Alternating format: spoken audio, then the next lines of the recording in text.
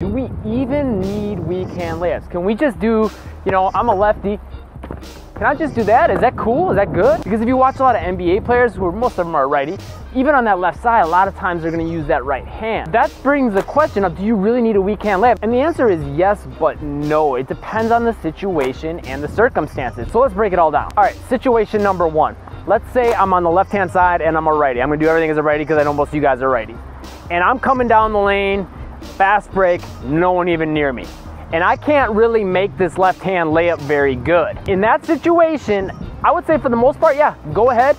If right hand is what's comfortable for you, go ahead and use that right hand. But there's something we got to keep in mind with this. If you're coming down the lane super fast, right?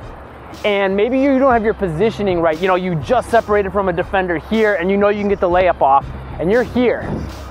Is that right hand layup really the best option? Because that could happen, right? In that situation, you're going to need to be able to turn your body and get an angle here because this isn't going to cut it, or you're going to need to come across the rim. So the easiest option would be this left hand, unless you've got this layup down or this layup down. All right, another situation. Let's say there's someone actually by you and someone's right here. That situation, that right hand layup isn't gonna cut it. And then you would wanna have this left hand so you can use that to separate or have the ball over here, at least with two hands, whatever the case may be, but you gotta do something to keep the ball away from that defender or they're gonna swat that shot. Okay, here's another one now. Let's say there's a defender over here.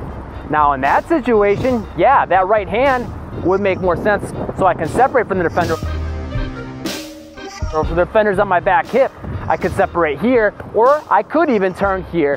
But the idea is you've got to have these options available so you can take advantage of the situation by using a layup that's going to be more effective, give you more separation, be able to get it off easier and cleaner, so you don't have to focus on the defender as much wherever they may be, and you can focus on what matters, which is making the shot by getting your eyes up on the backboard. So that brings back the question, do you need to work on your layups with both hands? And the answer is yes, but no. You need to work on that, either one of two. Either A, work on that weak hand, so you have that option in game situations. So if my defender's here, I can separate, right?